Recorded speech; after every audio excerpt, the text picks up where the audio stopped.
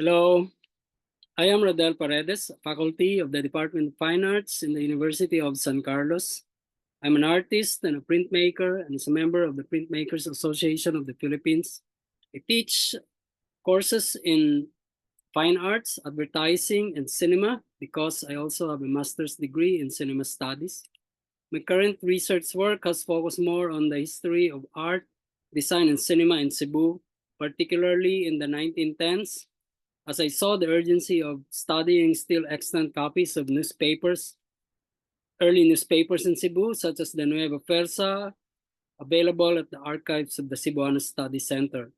So let me now present my paper entitled Tracing the Developments of the Graphic Arts in Cebu in the newspaper Nueva Fuerza in the 1910s. Let me share my slides.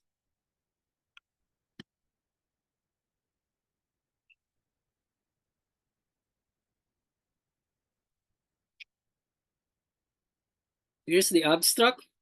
Art prints such as woodcuts and engravings were among the first examples of Western art introduced to Filipinos by the Spaniards, who used them as models for native artists assigned to decorate the new churches being built during the 16th and 17th centuries.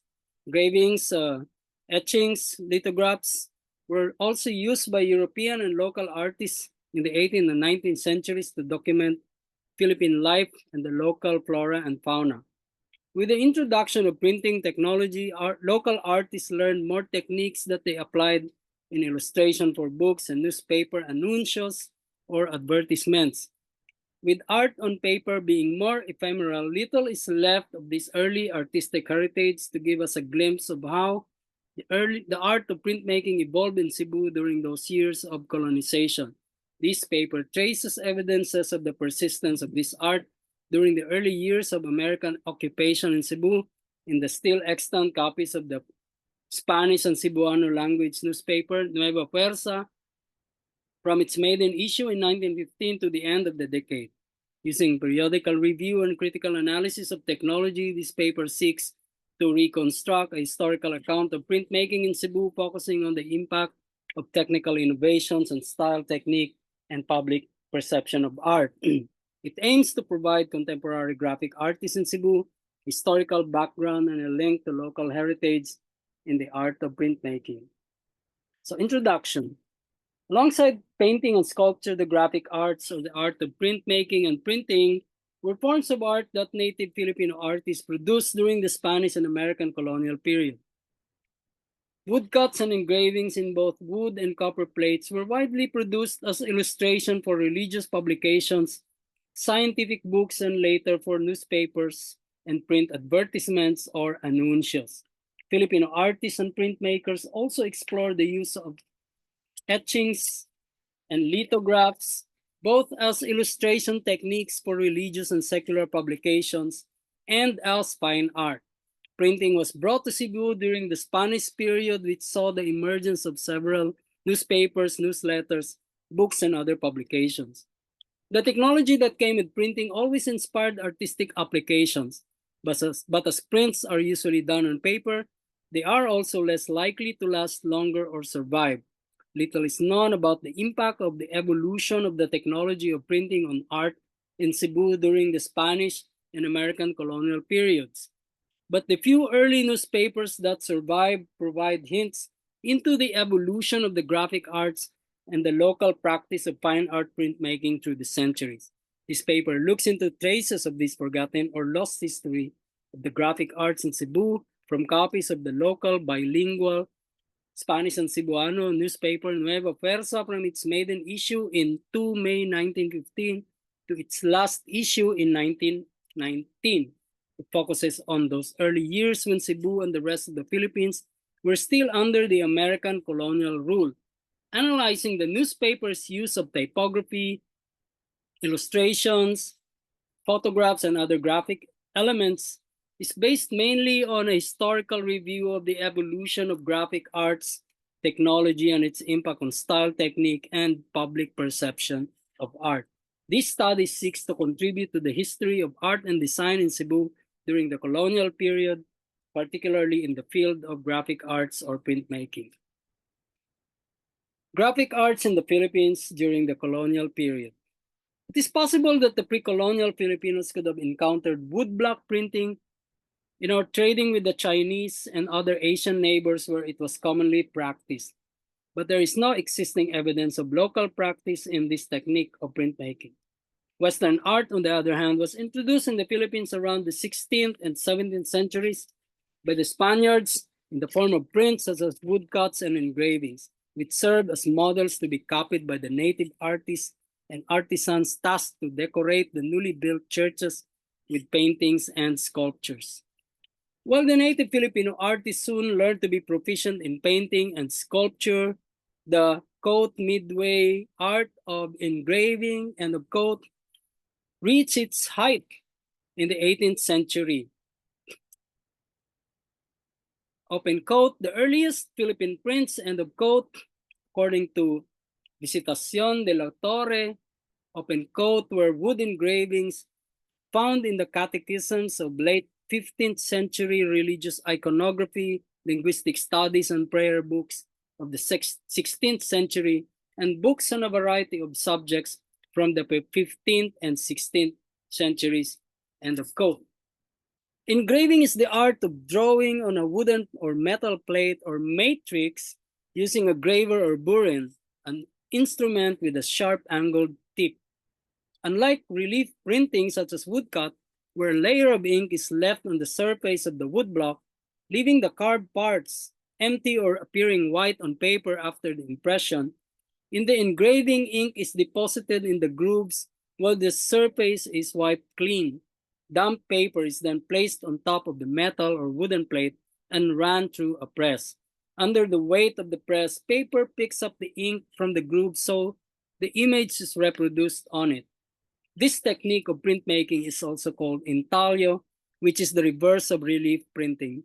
Other forms of intaglio are dry point, which is similar to engraving but uses a sharp-pointed stylus rather than a graver, and etching, which uses a corrosive acid to cut deep strokes into a metal plate. Perhaps because the chemicals used in etching were not easily obtained in the country, this technique of printmaking was not as popular as engraving. Engraving was a more straightforward process, and in the Philippines, wood and copper were always abundant. Copper has been mined in the country since the pre-colonial times, thus it was easy for Filipino engravers to acquire copper plates, making the technique a popular choice of early printmaking, not just for use in religious art, but for an early form of secular and scientific illustration. According to Juan Gatbonton, engraving signaled the beginnings of secular art, particularly the quest for Filipino identity, both individual and social, in a plural national community, end of quote. Engravers in Luzon such as Francisco Suarez and Nicolas de la Cruz Bagay portrayed both religious and genre, subject matter, or the depiction of everyday life. They were among the first Filipino artists to sign their works. For the art historian and critic Patrick Flores, quote, copper engraving marked the acme of 18th century Philippine engraving, end of quote. When the country's first school of fine arts, the Academia de Dibujo y Pintura, was established in Manila in 1855, engraving was among the lessons taught to students. The Filipino grabadores, as engravers were referred to locally in Spanish, soon had to be, quote, subjected to the norms of the bellas artes or fine arts, end of quote. In fact, there were impressions that the works of engravers were inferior in quality compared to those of the old painters. Jose Toribio Medina noted that, quote, los grabadores son peores, no hubo un solo artista que merezca el nombre de tal, ni por el concepto de la composición, ni muchos menos por la manera de ejecutarla. Or, the engravers were the worst. There was no single artist who deserved the distinction, neither the concept of composition, nor much less the manner of execution, end of quote. This view exemplifies the now prevalent notion of printmaking being a poor cousin to painting. Still, printmaking evolved to address not only the demand for church decoration and catechism, but also the needs of the growing printing industry in colonial Philippines. In the 17th and 18th centuries, the techniques of wood and copper engraving and illustration were best suited for the evolving technology of the movable hot metal types of printing during the time. But in 1796, the new technique of printmaking called lithography emerged in Europe. This made use of a special kind of limestone block as matrix and the principle that oil and water do not mix. The lithographer first makes a drawing in the wood block using a special kind of crayon or lithographic crayon that allows a range of tones unlike an engraving. Mix of some weak acid and gum arabic is then applied on the stone, making those parts not hit by the crayon more likely to attract water. When the stone is moistened prior to printing, the part with the drawing receives the oil-based ink, while the parts treated with gum arabic repel it. After running the paper on the plate through the press, the ink image is transferred on it. The process is then repeated to produce an edition or a group of copies. Lithography allows the artist not only to draw directly on the plate without having to carve it, it also makes possible the execution of lettering by hand. In other words, the print artist no longer needs to arrange a line of metal types to compose a text. Lettering can be directly rendered on the stone. The design is then inked, run through a press. Lithography thus liberated typography from rigid linear layout structures and from a very limited selection of type categories. It paved the way for the return of calligraphy or hand-executed lettering, but this time used in printed publications, made possible the execution of both illustration and lettering on the same stone matrix. The Imprenta y Litografía de Ramirez y Gerodier was the first lithographic press established in the Philippines in 1858. From this development emerged the illustrated newspaper, according to Patrick Flores.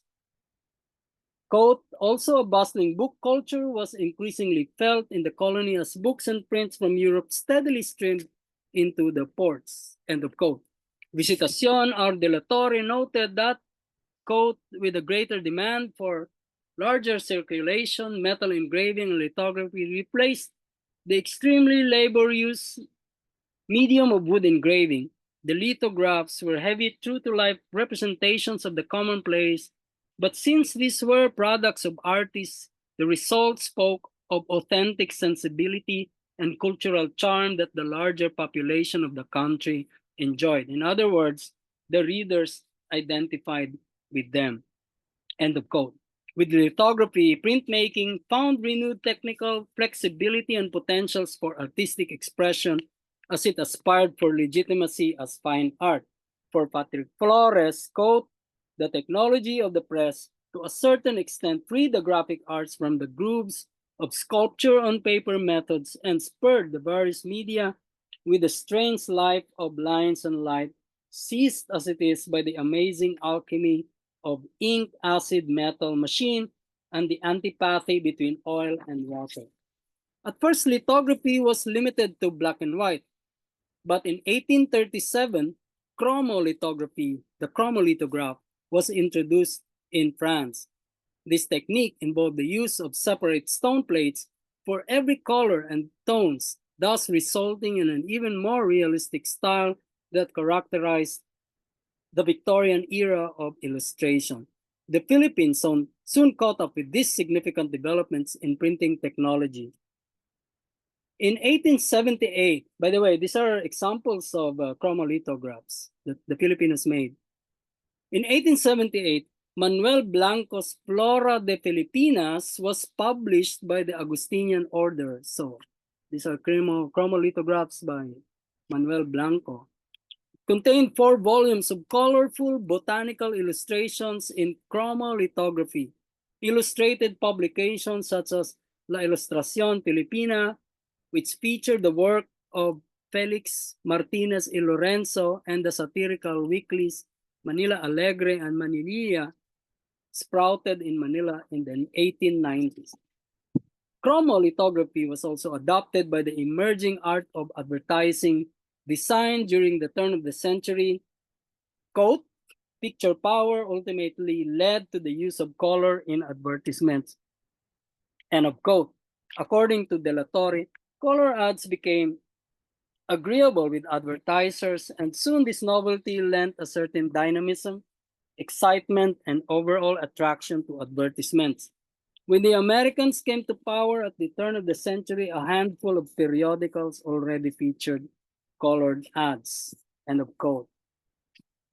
So the emergence of photography in the first decade of the 19th century eventually led to the use of photographs as illustrations in newspapers, books, and other printed publications. The technology was later applied in printmaking, resulting in the invention of photo engraving in 1871, wherein a photographic image from a negative is contact printed on a metal plate coated with light-sensitive emulsion.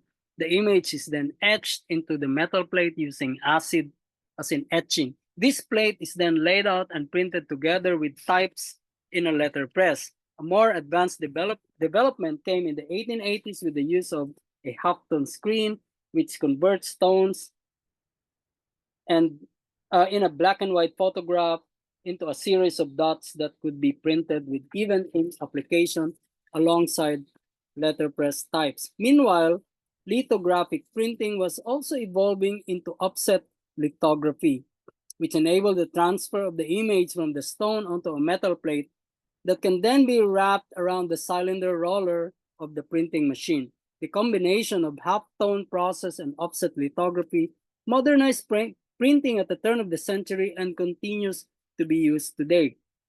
Middle to 19th century anuncios of printing shops such as Imprenta y Litografía de Ramírez y Goradier, Talleres de Excelsior, and Renacimiento Filipino, as you can see in the slide, featured the words litografía, protogabado, zincografía, and synchrografía. Protogabado is Spanish for photogravure or photo engraving, while synchrografía is a technique in lithography that uses a zinc plate instead of stone in order to reproduce a drawing or photographic image.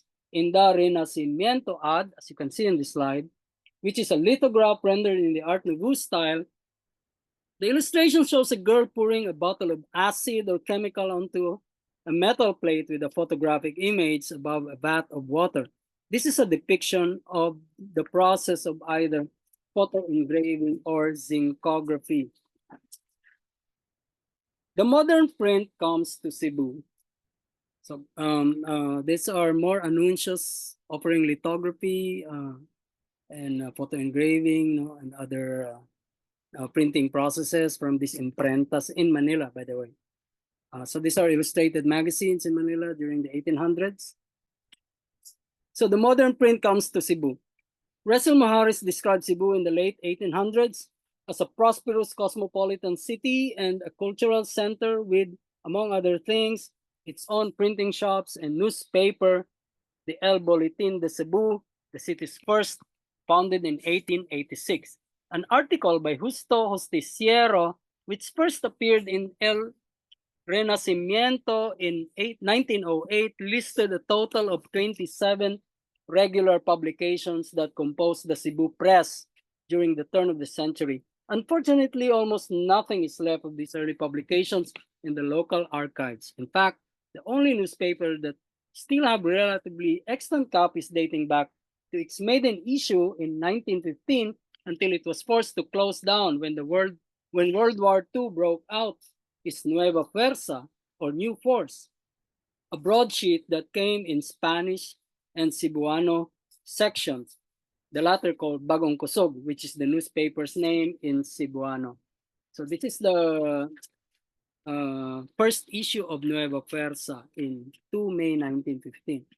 The newspaper was initially issued twice weekly, and then later it appeared thrice weekly in 8 pages, half of which were in Spanish and the other half in Cebuano, under the heading Bag-ong Kusog.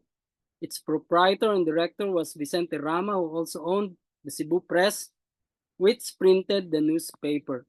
When it was first published in 2 May 1915, it bannered rates for Cebu City subscribers at 3 centavos per issue or 40 centavos per month. This was raised slightly to 50 centavos per month for subscribers within the city in 1919.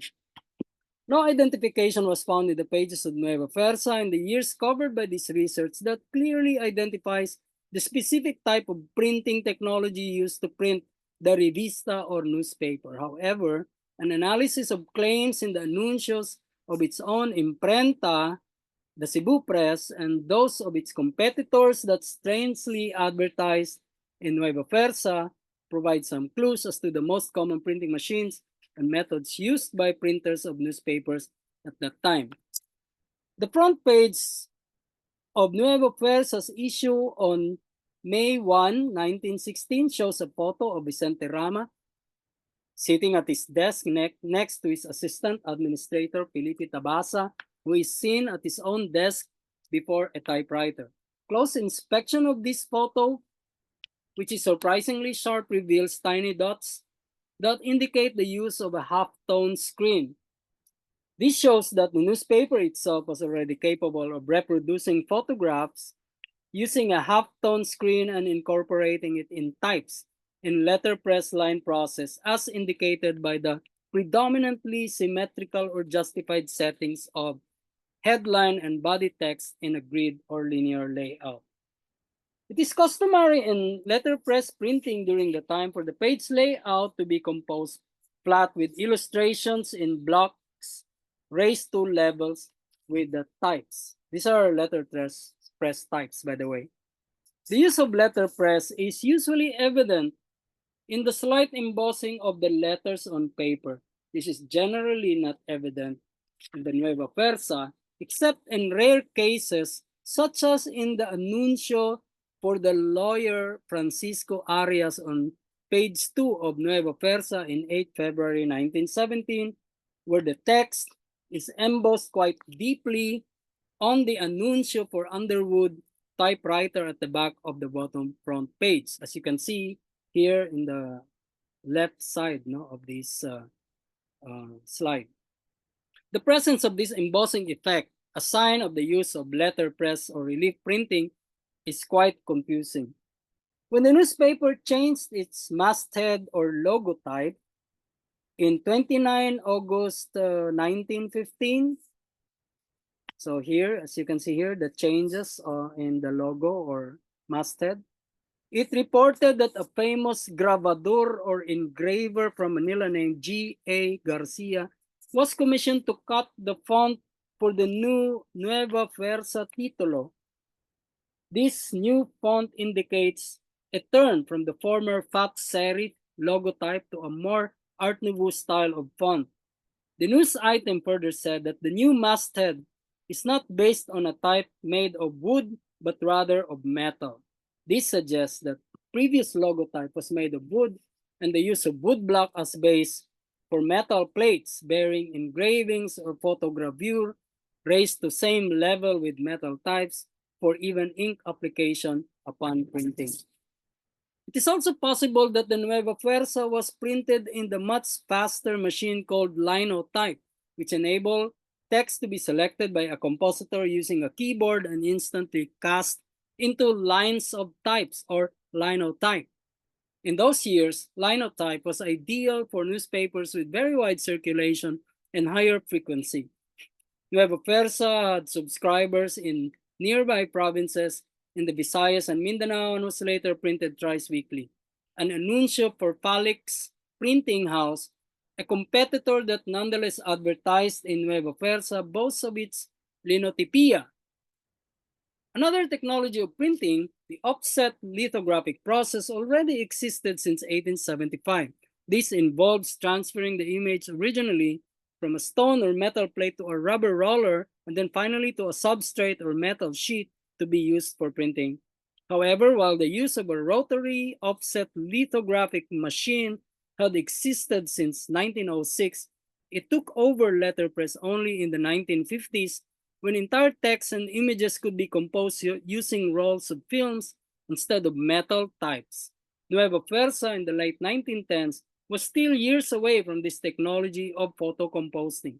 The earlier offset lithographic process involving sheet metal substrate would have been available, but it would be too tedious and slow without a more modern rotary system. But an anuncio selling Colombia Grafanola in 1920 showed an upturned drawing of the gramophone that covered parts of the text on top, as you can see on the left side of the left photo of this slide. Ink lines of edges, as you can also see in this photo of a gun, no, in this other anuncio, suggests that this was a facsimile of an engraving, possibly a photograph cut out and pasted up along with other elements of the layout. The misprint indicates the use of a photograph plate of the entire page layout, evidence of the use of a metal substrate for offset lithographic printing. Anuncios for Cleveland tractors in 1919 shows the use of the same illustration and engraving in different sizes. This suggests the use of a camera with zoom lenses that can resize the drawings on film for printing according to the available layout space. In fact, in many anuncios, similar layouts are recycled and resized depending on available space. This indicates the use of photographic reproduction of the screen for lithographic plates. Images produced by means of photography had replaced the electrotypes widely used in letterpress printing. Electrotyping is the process of reproducing an image from the contoured surface of an object, such as an engraving, but by first casting it in wax and then coating the cast in conductive material like graphite or lead and then dipping it in water that contains a submerged chunk of conductive metal, usually copper. When electrical currents are allowed to flow through the cast and the submerged copper, particles of the latter are drawn into the cast, forming a layer of copper on it, thus creating a facsimile of the object. Electrotyping was widely used during the Victorian era to cast entire page layout consisting of assembled types and engraved images for letterpress printing.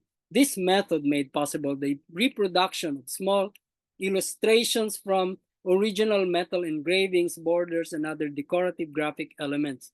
Smaller electrotypes are mounted on wood blocks to level with types in letterpress composition. Advertisers use these electrotypes to distribute standard layouts or illustration to newspapers, not only locally but also abroad. This paved the way for the standardization of the design of print ads, especially for products distributed and advertised nationally or internationally. Printers using letterpress usually kept a collection of these reusable electrotypes. But the advent of offset lithography has made the electrotype obsolete.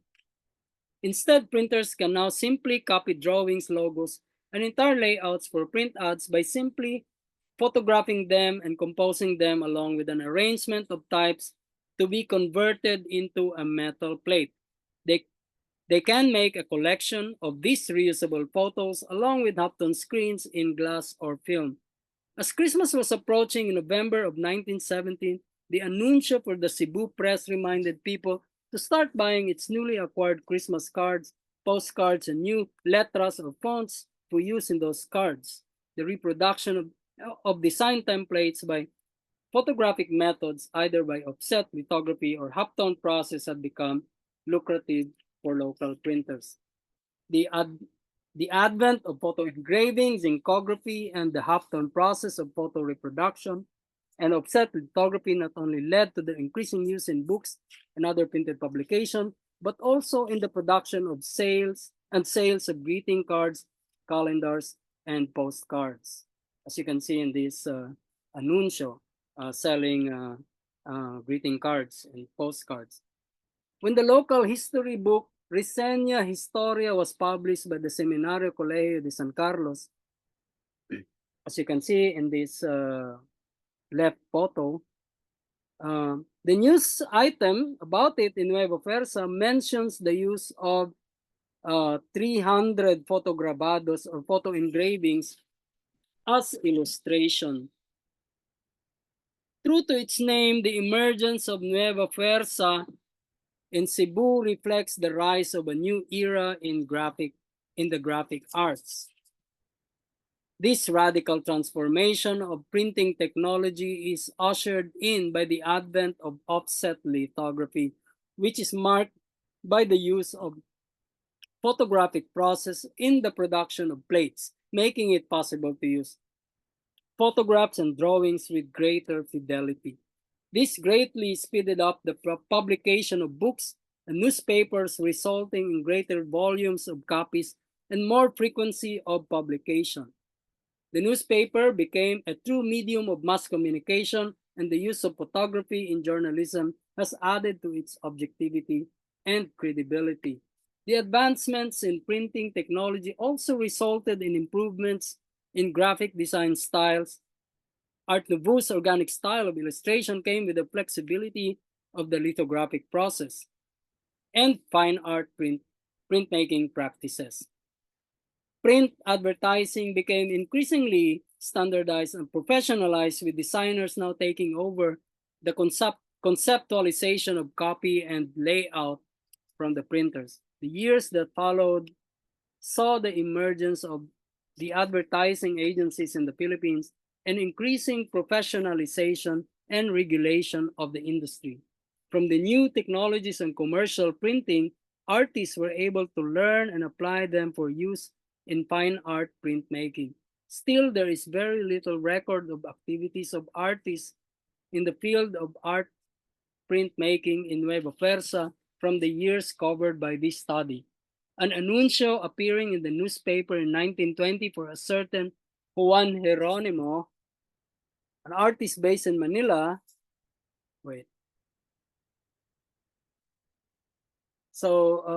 This is that anuncio. Advertises his various artistic skills, including tinsmithing, the making of carburo or lime lamps, apparently used for theater, painting and engravings in the style of arte moderno or art nouveau. It is interesting that a Manila-based artist would spend for an anuncio for prospective clients in Cebu. Does this imply a lack of local artists with similar skills? The anuncio of the Cebuano painter Raimundo Francia here, which describes him as quote, pintor y decorador del Cine Oriente, end of quote, or painter and decorator of Cine Oriente, did not include skills in printmaking.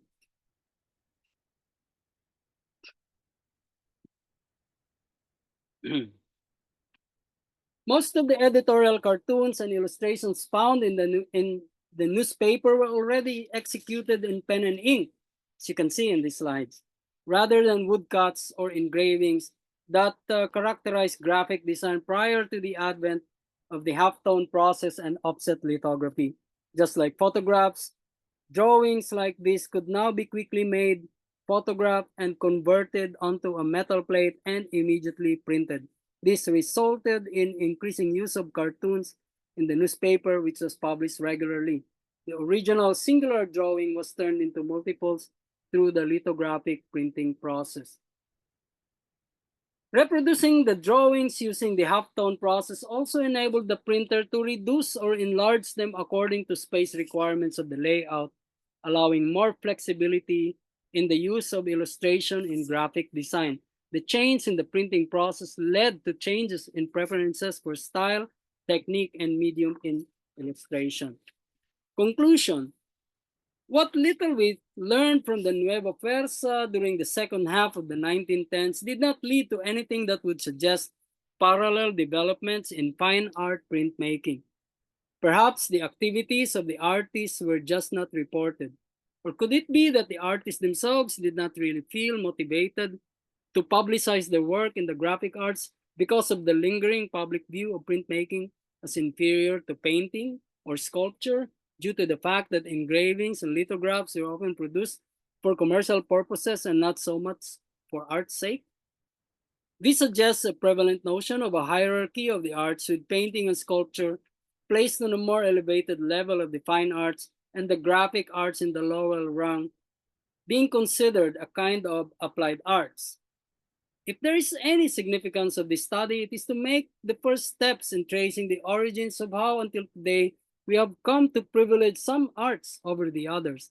If that is the case, then we have at least come to understand a little more of how the history of printmaking in Cebu is almost totally forgotten, and why further research into it should be made. But the way the Nueva Fuerza itself was printed already indicated an advanced technology of printing in Cebu during the years covered by this study. It shows that it was now able to incorporate photography and more flexibility in illustration and typographic design in the international style of art and typographic design. This enabled artists and graphic designers to create illustrations and advertising design in the international style of Art Nouveau, which is a reflection of early modernism applied by the Cebuano artists. So that ends my presentation. Thank you very much. Dagang salamat. Muchas gracias.